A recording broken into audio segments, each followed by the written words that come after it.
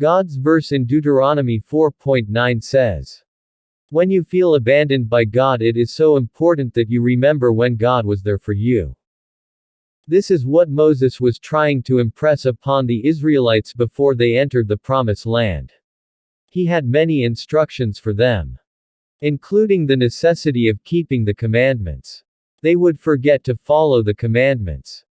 But when they were at their lowest points, they would remember that God always came through. As generations came and went, this message was repeated in the scriptures.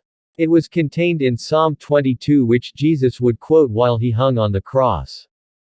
It is important for us as well to remember and not abandon God when bad things happen in our lives, because if there is any certainty in life, it is that bad things will happen. No one escapes suffering. The challenge for us as for the Israelites is how we respond. Do we continue to trust that God will be with us through it all? Or do we turn away from God, or even deny God's very existence? The way we handle tragedy teaches our children and grandchildren about our trust in God even more than the words we use. When our first response is prayer, we are teaching trust. When we recall the blessings we have received, it is easier to stay faithful. Sometimes we think that if God is with us, we won't have to face these problems, but that is so unrealistic.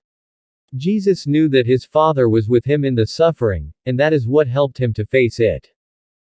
God will be with us in our suffering as well.